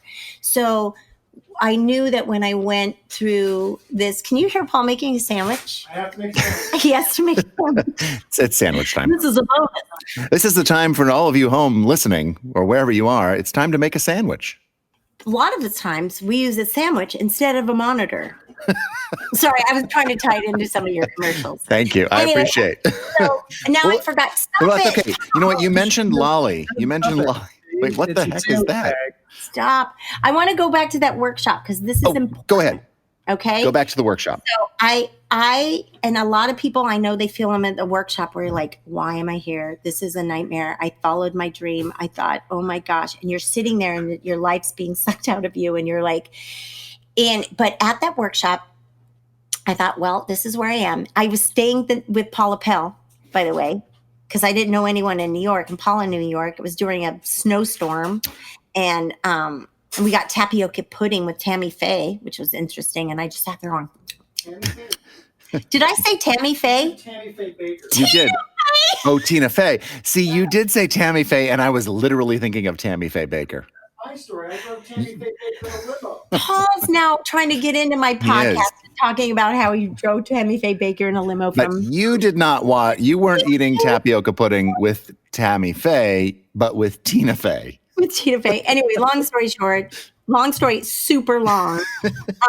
The workshop. The workshop. So I was just trying to, and someone had said to me, I will not say who, I hope you're grateful that you're here because you obviously don't have the skill set that you need to be here. And a lot of other people do, and they aren't where you are. And it was clearly someone who was very upset that I had the job that I had. And I couldn't say, but it came from a good place. But still, it was like, and I'm like, and I just looked and I said, you have no idea what I've done to be here or my journey. And I think it's absolutely obvious I don't have the skill set. So I'm really grateful. And let's see what I do with it. Let's see what I do with it. So then I went into the bathroom and cried. Like, I just like, I can't go in there. I can't go in there. This is humiliating. I'm so embarrassed. I've totally embarrassed the Muppet community. I shouldn't be here. I don't know what they're saying about me. I mean, I was just like every demon that you could possibly, like seagulls at the dump were picking at me, splashed my face. I went in there, sat there, and this was an angel moment. They were singing, and Heather Ash we had to come back for a break, and Heather Ash put her puppet on and she sang, I know a boy named Frank Mills. And she sat there and she was so still and so beautiful. And I was like, wow, she's amazing. I just love how much she cared. And I was sobbing, right? So thank God I had a reason to justify why my eyes were crying, because I was crying at an appointment, and so I kind of covered it. And, he goes, that's a beautiful character voice. And he goes, I just want to say something. And Kevin, because he looked over at me, and I don't know if he had read that I was feeling a little extra. And he says, Leslie is on Muppets Tonight with us, and she's not a good puppeteer yet. He's like, she doesn't have the technical skill that she needs to have to be there. But you know what she has? Characters. She has characters. She shows up every day with her characters. She shows up with angel cards. She's crazy, positive, And I was just like, so he either, I don't know what had happened, or if it was my brother in heaven or whoever was following, like, let's give her. And then I just went, because I was like, I hadn't washed my hands since Sherry Lewis touched it, So that was gross because I'd been to the bathroom several times. But he said that thing that you needed to hear in that moment to kind of help just snap you out of it a little bit, because you really did. You had achieved a lot. I mean, you had said it. You had said so much, but you had have achieved and overcome so much to get to every moment along the way, including this moment. Yeah, and John, I showed up and Johnny T says, "I know who you are. You're Leslie Carrara-Rudolph." He was like, how do you know these things? Johnny had his long hair and his mom jeans on. Well, speaking of Johnny T, and we'll just do this just briefly, but you were on Johnny and the Sprites, and you played Ginger. Yes. Just give me something, like a little thing that you remember about doing that show. So Johnny took, I can't remember, like we were just one of those people like you meet and you immediately like, where we were meant to be, just like Tim Lagasse. Like Tim and I are twins that are ripped apart. I met his mom and he said, "Why'd you give me away?" I'm like, we're so wackadoo together, and like that stuff. So, but I do have to say, and I will go back to Ginger Sprite, Matt and Pam and Marty and, that Dr. Seuss and Stephanie and Heather and all those people on that show made me a better puppeteer. And they also welcomed me into the family. Important. Yeah. An important part. I know, it makes me cry. Johnny took me to see, I had my picture with Snuffy and, I met everybody. You guys were working on something and I had the fish person and I came off crazy again. It's like, what is this person? Okay, so Johnny and the Sprites. Ginger Sprite was awesome. I had actually sent in an audition tape with Lolly, but it's hard to do an audition tape for a character that does. Lolly's such a strong statement of a character. Right. You can't picture it. And then I was teaching character development at the O'Neill Puppetry Conference because Pam then asked me to, work with people. And then they were having auditions again. So I said, can I please audition again, Johnny, in person?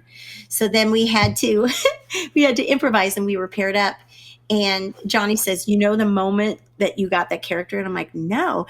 I was with Rick Lyon and Rick Lyon was being like, he was really being hard to get to as like a partner, like his choices were like, and so finally it was like my character Ginger says, "Listen here, Basil, I'm trying to help."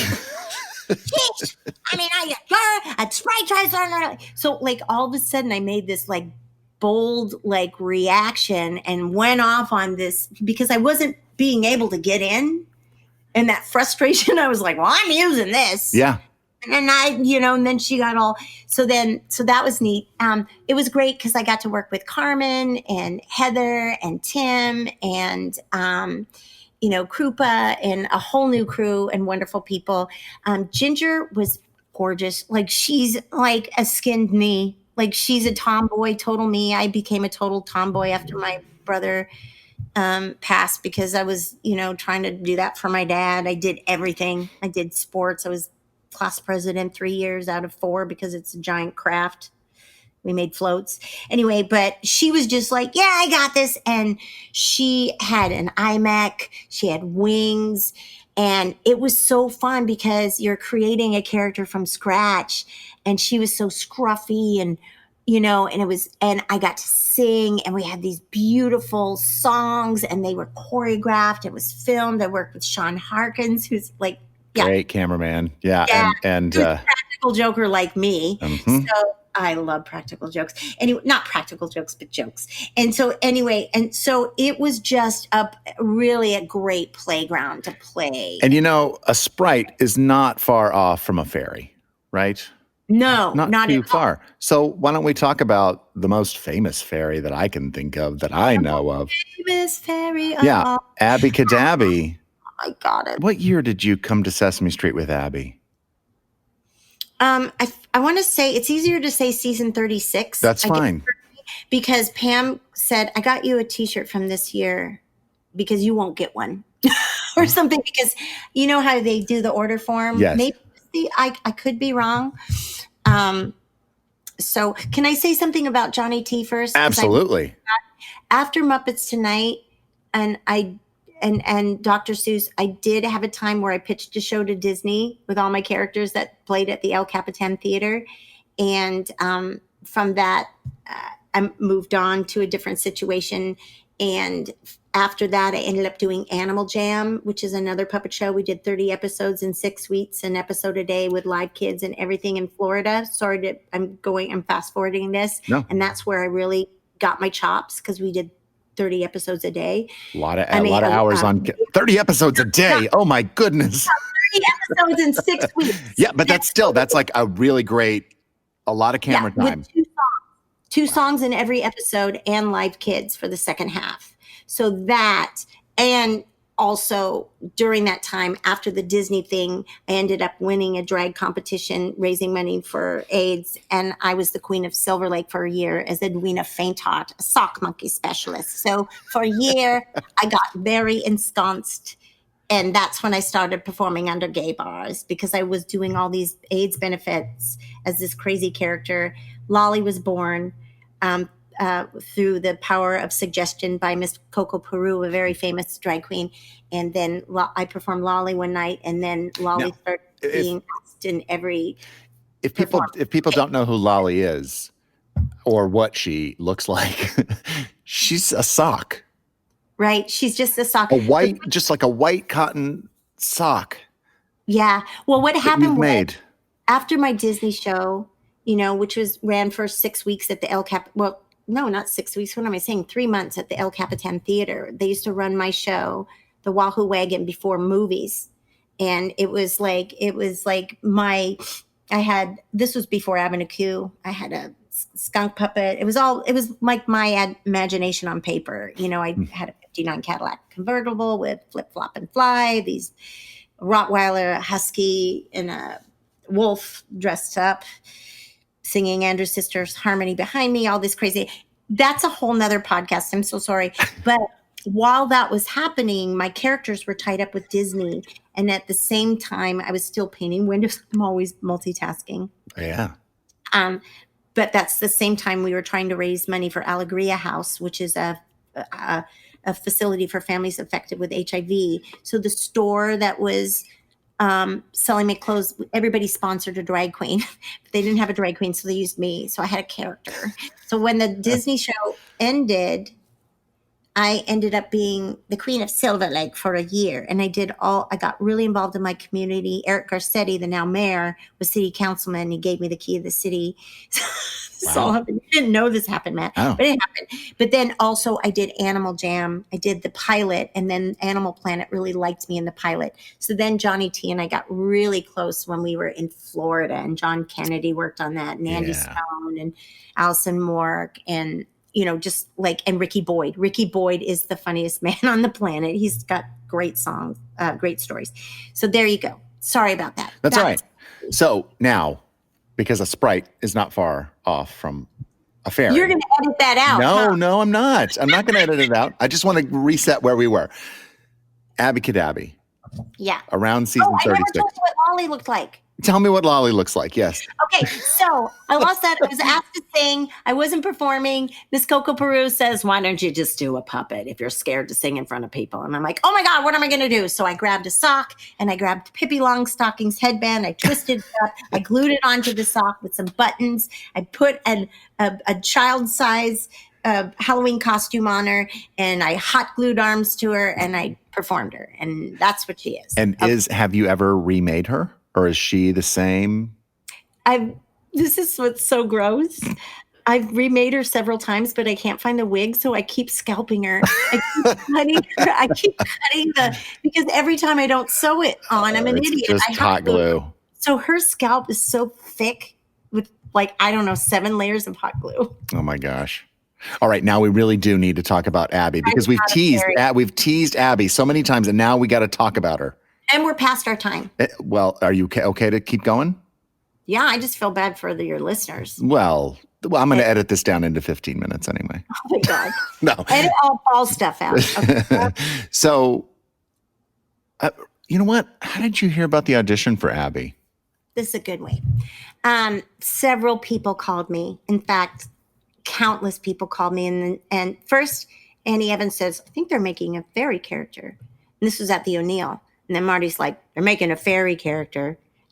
And I'm like, he goes, "You're a fairy." I'm like, "Oh, you're a fairy." And then, then when the audition thing came out, everybody called me. There's a fairy character on Sesame Street. You're a fairy. Because I still to this day have fairy gardens and everything. And then I was like, oh, but been so blessed. I just did Sprites. Maybe it's somebody else's turn to get something. And I just signed on after Sprites. These shows end. You're not on any you have to find work again. Yeah. So found a local theater and I started an after school program for kids. And I said I would do a Christmas show. Well, it was right during the time they were going to be filming Sesame Street. And I didn't want to let the theater down. And the theater says, "You idiot, it's Sesame Street." And then Kevin Clash called me. He goes, "They're having auditions for this fairy. You have to audition because they're having a cattle call." And so it was all over the country. Like Jen said, they sent these anything Muppets all over the country and to different things. And so they sent it and they didn't even know how to set up a monitor or sides or anything. And I was like, let me help you because this is fair. I said, first of all, set this monitor up, put these sides up, let them lay this, and don't give them direction and don't follow them because you have to, it's up to you to bring people into your world. So they sent us 3 sides and anything Muppet and 2 songs. And then like most voiceover people, I'm like, oh, Charlie and Lola are on. I like Charlie and Lola. So I thought she was from England, no accents. And So you dropped the accent. Yeah. So I had 3 different choices. And then I did the audition. Then I went to the callback and I was like, and Kevin's like, I called you and then I see your tape and now I'm calling you in. So then I went to the callback, but it was in New York. Cheryl Blaylock, who I worked briefly on Blues Room. And Cheryl and I became really good friends. And I called her and I said, my callback's today. I'm so nervous. She goes, well, why don't you come? I'm in the garden in Central Park and be in the garden a little bit. It'll calm you. You could be with nature. I'm like, okay. So I had Lolly with me. At first I went to the dog place. I touched every dog I could possibly touch. For luck. Touch a dog for luck. I'm serious. Yeah. I felt like I need the spirit of play because Abby is a puppy. And then I went and I sat with, I talked with Cheryl and she goes, why don't you put Lolly on? So then I put Lolly on that day and I played with some kids and I was completely calm. I was like, you know what? This is my life's dream has been to create a character that makes a difference in life. The way be it Carol Burnett, be it a puppet, the way Sesame Street reached into my life and changed my life. And I'm like, this is a dream. I'm just going to go in. I'm just going to be me. And then my goddaughter called me and left a message, and like, Auntie Les, you are a fairy anyway, and you are going to be this fairy.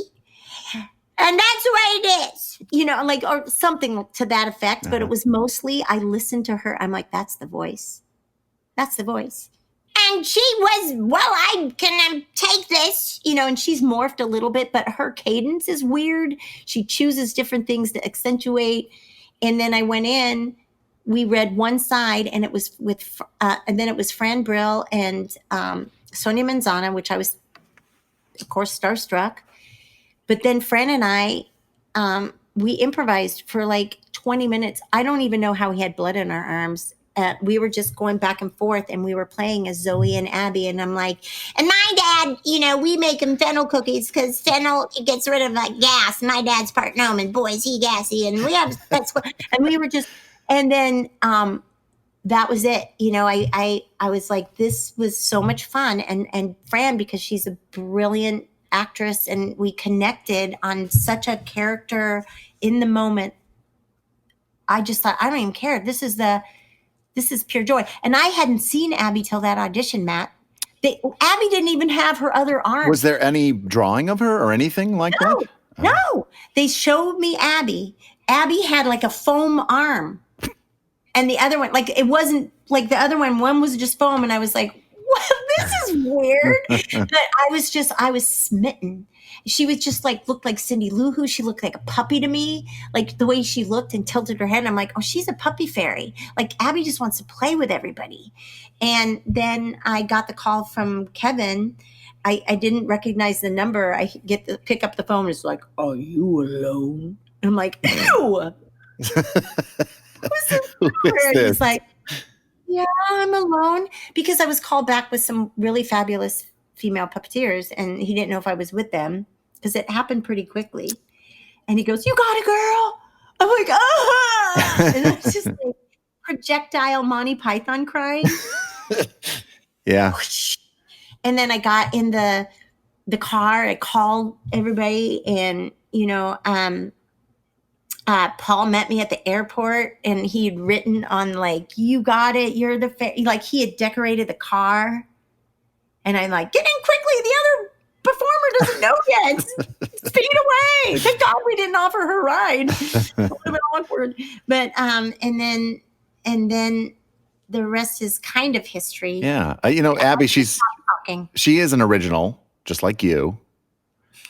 And so for a second, you kind of talked about her a little bit, but what makes her tick? You know what I liked? They gave me very little to go on because she likes to rhyme. All right. Thanks. It's like, okay, there's got to be more to it than that. Well, she likes words, she has spells. And one of the things is when she was going on early on, I called Tony Geis and I said, look, I'm going on interviews. Do you have anything that you want to tell me about Abby? Because you were like, I thought I'd go to the source.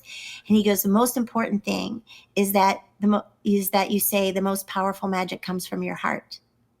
And I'm like, absolutely. So, and I remember I'm a big Gracie Allen fan, because Gracie has a different way of thinking.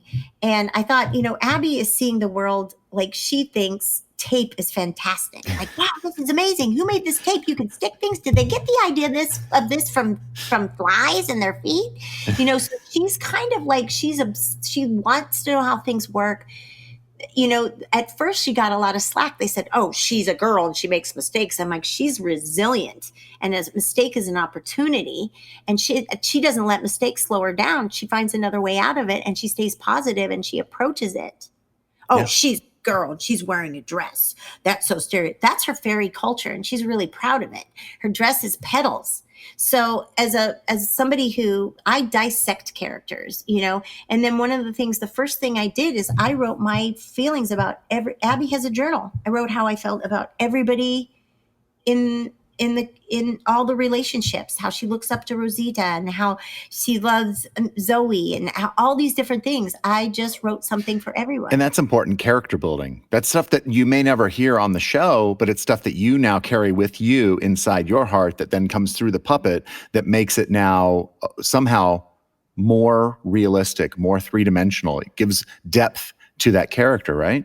Yeah, because as an actor, and we all are actors, it's not like puppeteer or actor, we're both, is that comedy comes from relationships and interactions. And so it's not just your relationship with your fellow performers, it's your relationship in the environment. How do you feel about where you are? That informs how you are on Sesame Street. Her very first thing was like, okay, I'm here. First guy I'm going to meet, Oscar. He tells her to scram. I'm like, well, that just was mean. I don't even know what to do with that. She didn't cry. Mm-mm. She was like, huh, because she comes from fairyland where there's trolls and there's all these crazy characters. Like my life is filled with crazy characters. Well, let me just get to know these people or these snuffies or these things. So for me, it was an opportunity to show comedy. Your work on Sesame Street as Abby and everything else that you do is messy. It's beautiful. I was going to say it's beautiful, and manipulation is super messy. Everybody brings what's great about our group on Sesame Street, I think right now, is that we all have strengths in different ways and we all bring those into that big Sesame Street pile and we just throw them into the pile. And then what comes out of it is this beautiful community, this beautiful group of people, these beautiful stories that hopefully will connect with kids and make them see themselves in the characters and go, that's me. That little fairy's like me. I can do that. Yeah, because we're all coming from love. Yeah. Our intention is pure light.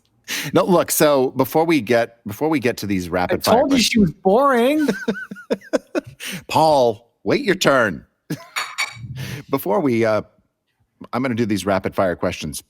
But before we do, I want to mention that recently, over the past couple of years, you've done a run of shows at the Laurie Beachman Theater in New York City. That's another basement space, right, that you did way back in the day. Did I ever get to be above ground? I know. I'd kill to be on Broadway. I wouldn't kill. I'd kill. No. But you did a show called What Just Happened. Yes. And I remember bringing Jack and Hunter to a performance because this was more of an adult cabaret, right? It was more of the adult stories where I can share characters that have been through stuff. That's right. And I said, guys, you got to see this. You've got to see this. And they loved it, of course. Yeah. And then we also brought our whole family to see Leslie and Lolly's Bizarre Brunch. That was Moonlight Madness. Oh, wait, we did. That's right. Moonlight Madness. But you were doing the Bizarre Brunch Yeah, so they gave me a residency there, and Bizarre Brunch was kind of like the idea was that it was like a gospel bunch, but with comedy and music and characters. So it was that humor with a heart. And then I would have a loose theme, but I would tell these stories that you didn't realize that you were getting a story weaved in. But yeah. So What Just Happened told a little bit about my Hollywood story. I was in the sketch comedy group with Josh Gad, where I sliced my tendon with a utility blade. Oh, I remember that. And oh gosh. Yeah. Oh, and in Moonlight Madness, you became over the course of the show, you became a werewolf. You became a dog. This was my coming out story. No, it literally was. I wanted to write a story because I'm a dog, and the more people know it. But it was kind of it was a Halloween story, but it was a nod to other Halloween stories, but also Mr. Limpet, where he wants to be a fish so much he turns into a fish. Mm-hmm. So yes, I rescue a weredoodle. I don't know it's that. It bites me at the beginning of the show. And as the show goes on, little by little, I turn into a dog. I transform into my true self because I'd kissed and licked so many dogs. The science of me is like, you are a dog, and Lolly accepts me. But it really is a story about accepting who you are. And it was for the LGBTQ community, people who are struggling with self-confidence and stuff. And it's just like, it doesn't matter. It's like whatever you love, and as long as you're true to yourself. So, but it was a comedy, though. That was the purpose behind it. That's what gives me the confidence to do my things. Is something to have a message behind it. Yeah. Otherwise I wouldn't get on stage. Like I'm not on Broadway. I'm not famous, so if I sing a song, nobody's like, they wouldn't come. Like my accompanist who I love, Michael Hicksos, he goes, nothing personal, Les, but people aren't really coming to hear your voice. If you sing, that's great, but they're coming because they want to hear what you have. They want to hear what you're going to bring out. I think that's true.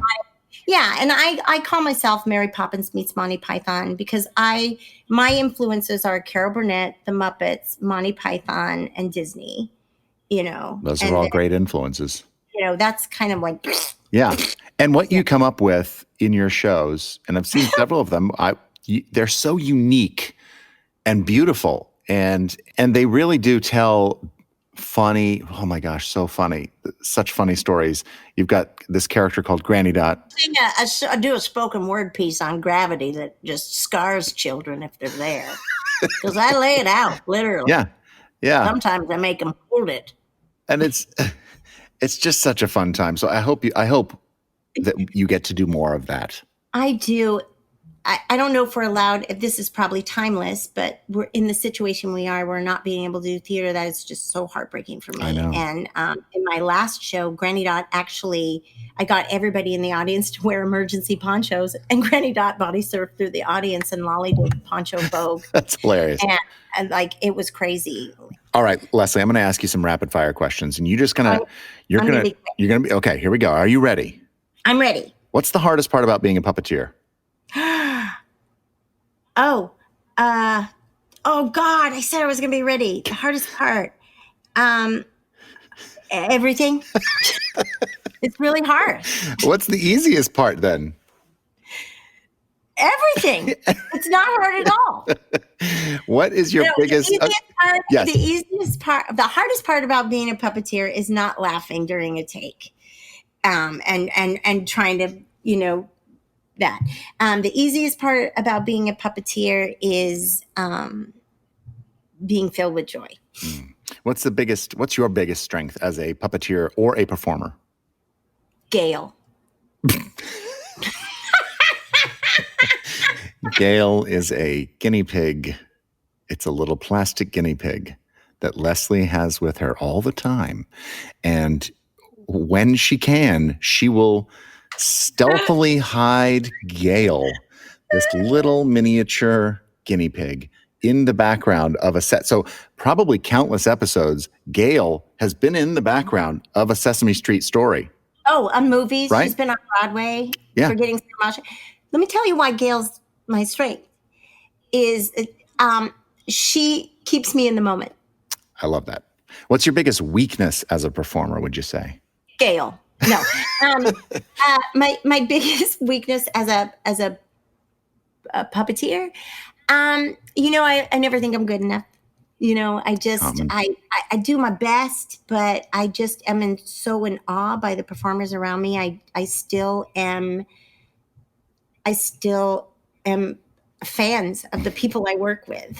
What is your favorite thing about being a Sesame Street Muppet performer? It's what we talked about before. Everybody on set, you know, we're part of a solution, you know, in this world right now. You know, I know when I have that puppet on, I know I see myself as a little girl watching me. And I see all the kids, and especially now with all the kids and what's going on, there's so many different stories. Like when I was growing up, I told you, you know, the way parents deal with stress or go through things, we don't know what those kids are. And our characters are friends to them. You know, when kids come on and they soul hug us, and that everybody around us knows that the most important thing that we're doing is we're balancing the world with love and joy, and we're committed to the humanity of the world and lifting people to kindness. Love that. Acceptance. That's great. This is a toughie because you do so much creating, Leslie, but I have to ask it because I ask everybody. Jerry Nelson said to me once, Sesame Street is great, but you always have to have something that is your own that you create. Now, normally I ask, what is that for you? But we've described many, many things that you do, and you do a lot of creating on your own. I'm sure while we were doing this interview, you were making a pipe cleaner version of B. Arthur or something. So I am going to ask you this. What is something that you want to create, but you have not been able to do that yet? Ooh. I'm actually taking class for this right now. There's lolly stuff all over the world. Like in my world, you know, she has like a lolly portal. Mm-hmm.